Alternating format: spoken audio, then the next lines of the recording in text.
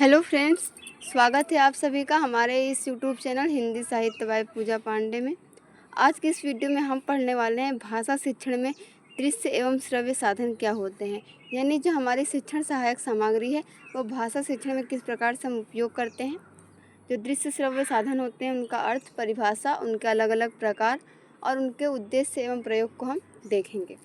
सबसे पहले बात करें तो दृश्य श्रव्य साधन का अर्थ क्या होता है।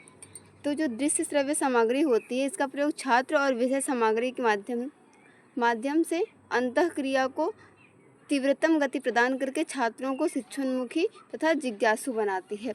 यानी कि अगर हम अपने कक्ष में दृश्य और श्रव्य सामग्री का प्रयोग करते हैं तो जो छात्र हैं और विषय सामग्री है उसके मध्य जो अंतःक्रिया होगी वो बहुत ही तीव्र गति से होगी और जो छात्र होंगे उनके अंतर्गत जिज्ञासा पैदा होगी। दृश्य श्रव्य सामग्री का मनोवैज्ञानिक आधार एक इंद्रिय के बजाय अनेक इंद्रियों से ज्ञान प्राप्त करने का अवसर मिलता है, जिससे कि विद्यार्थी उस ज्ञान को स्थायी रूप से अपने मस्तिष्क में धारण कर सकते हैं। दूसरे शब्दों में हम कह सकते हैं कि जिस सामग्री का प्रयोग शिक्षक जो है शिक्षण को प्रभावशाली बनाने के लिए करते हैं और विद्यार्थी उसे देखकर, सुनकर और प्रयोग करके सीखते हैं तो उसे हम शिक्षण सहायक सामग्री या फिर दृश्य श्रव्य साधन के नाम से जानते हैं या कहते हैं। अब हम देखें तो परिभाषा देख लेते हैं शिक्षण सहायक सामग्री की। कि शिक्षा शब्दकोश के अनुसार ये परिभाषा है, दृश्य श्रव्य उपकरण कोई युक्ति है जिसके द्वारा अधिगम प्रक्रिया दृष्टि और अनुभूति के माध्यम से अग्रसारित और प्रोत्साहित हो सकती है। अब यहाँ पर हम देख लें कि हिंदी भाषा शिक्षण में जो सहायक शिक्षण सामग्री है उसे हम कितने वर्गों में विभाजित कर सकते हैं। तो उसे हम 4 वर्गों में विभाजित कर सकते हैं। चारों वर्गों के बारे में हम बात करेंगे। देखिए, प्रकार है वो अलग है कि जो आपके शिक्षण सहायक सामग्री है उसके प्रकार जो मुख्य रूप से 3 प्रकार के होते हैं, भी आगे हम चर्चा करेंगे। लेकिन हिंदी भाषा शिक्षण में देखें तो शिक्षण सहायक सामग्री 4 वर्गों में होती है। पहले वर्ग में शैक्षिक तकनीकी साधन आते हैं, जैसे आपकी पाठ्य पुस्तकें वगैरह हो गई। दूसरे में देखें तो प्रक्षेपी शिक्षण साधन आते हैं। इनका प्रभाव पहले शैक्षिक साधनों में कम होता है। इनके अंतर्गत मुख्य चलचित्र, फिल्म पट्टियाँ आदि जितने भी आप करेंगे प्रक्षेपी शिक्षण साधन के अंतर्गत आ जाएंगे दूसरे वर्ग में। तीसरे वर्ग में अप्रक्षेपी साधन सम्मिलित होते हैं। इनका प्रभाव प्रथम 2 वर्गों से थोड़ा कम होता है। इनके अंतर्गत हमको बुलेटिन बोर्ड, पोस्टर, चार्ट, चित्र ये सभी आपके तीसरे वर्ग में आ जाएंगे, जिसे हम अप्रक्षेपी साधन के नाम से जानते हैं। चौथे में हम देखें तो चौथे वर्ग को हम मौखिक साधन वाला वर्ग कहते हैं। मौखिक साधन इसके अंतर्गत आते हैं और इसका इंद्रियों पर शैक्षिक प्रभाव सबसे कम होता है, क्योंकि जितना भी हम अपने व्याख्यान के माध्यम से बोलकर केवल शिक्षा प्रदान करेंगे तो उसकी जो स्थायी रहने की क्षमता होगी विद्यार्थी के अंदर वो बहुत कम समय तक रहती है। तो इसलिए शैक्षिक प्रभाव इसका सबसे कम होता है जितने भी आपके मौखिक साधन होंगे। अब बात करते हैं कि कक्षा शिक्षा में सहायक सामग्री का प्रयोग किस प्रकार से होता है और कैसे करना चाहिए। शिक्षण सामग्री का संग्रहण करना यानी उसको इकट्ठा करना ही शिक्षण प्रक्रिया की सफलता नहीं हो जाती है, बल्कि हमें उसे प्रभावी ढंग से प्रयोग करना भी आवश्यक है। ये अलग अलग पॉइंटों में है, आइए हम इसको जानते हैं। जैसे पहला है स्तरों में प्रयोग। सहायक सामग्री का प्रयोग 3 स्तरों पर किया जाना चाहिए।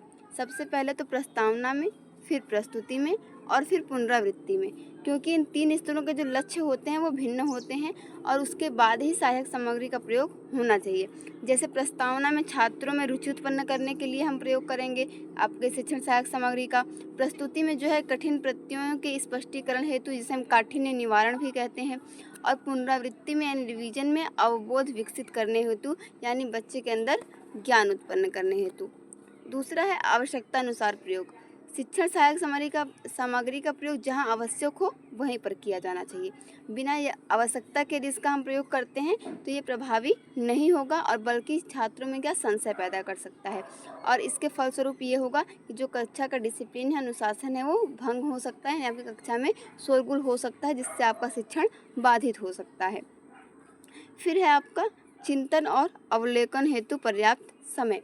सहायक सामग्री को केवल प्रदर्शित करके ही नहीं छोड़ देना चाहिए। छात्रों को उस स्तर पर चिंतन करने के लिए और अवलोकन करने के लिए हमें पर्याप्त समय भी देना चाहिए। यदि छात्रों के जो भी प्रश्न हैं उनकी जो जिज्ञासाएं हैं वो उसे पूछे तो हम उसके उत्तर देकर उन्हें स्पष्ट कर पाएँ। चौथा है सहायक सामग्री में विविधता। यदि एक ही प्रकार की सहायक सामग्री का शिक्षक द्वारा निरंतर प्रयोग किया जाता रहता है तो यह उबने की प्रवृत्ति उत्पन्न कर सकती है, यानी फिर बच्चे जो है आपके शिक्षण कार्य में रुचि नहीं लेंगे। और इस कारण से हमें सहायक सामग्री के प्रयोग में विविधता रखनी चाहिए। जो कि सहायक सामग्री में आज कक्षा में ले गए हैं हमें प्रतिदिन उसे ही लेकर नहीं जाना चाहिए।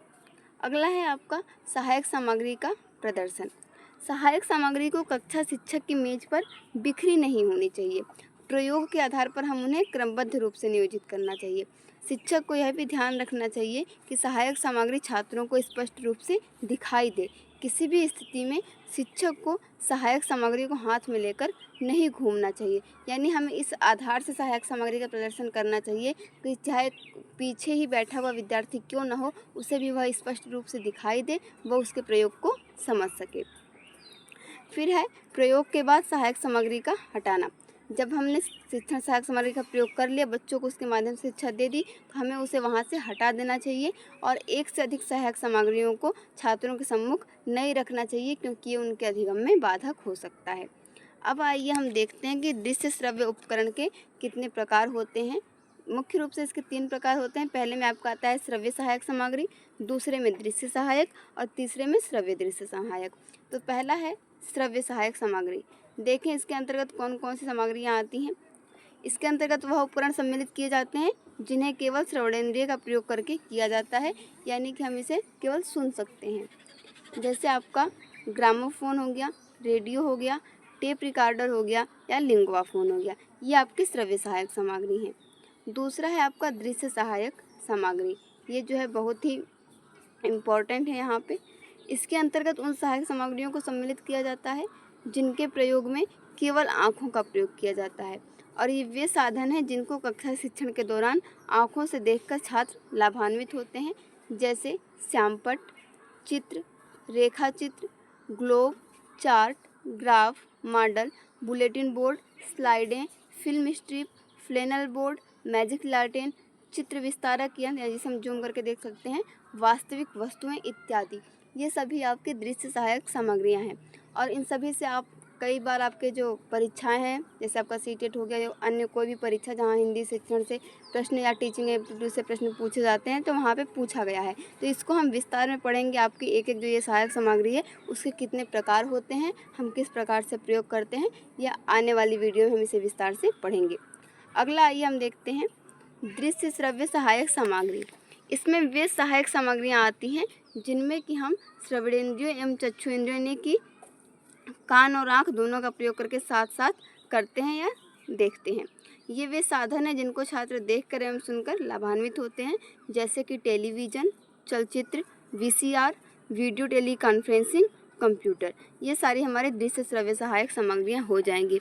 इसे हम इस प्रकार से भी समझ सकते हैं, आप चाहें तो इस प्रकार से एक बना के रख लें ग्राफ टाइप में, कि दृश्य श्रव्य उपकरण जो है वो 3 प्रकार के होते हैं: दृश्य उपकरण, श्रव्य उपकरण और दृश्य श्रव्य उपकरण। दृश्य उपकरण में आपका आ जाएगा चाक बोर्ड, चार्ट, प्रोजेक्टर, चित्र, ग्राफ, फिल्म स्ट्रिप, प्रदर्शन पट यानी श्यामपट्ट, बुलेटिन बोर्ड और बोर्ड फेल्ट। ये सारे आपके दृश्य उपकरण हो जाएंगे। श्रव्य उपकरण में देखें तो रेडियो, टेप रिकॉर्डर, ग्रामोफोन, और दृश्य श्रव्य उपकरण में टेलीविज़न, कंप्यूटर, LCD प्रोजेक्टर और चलचित्र। आप इसे नोट कर लें।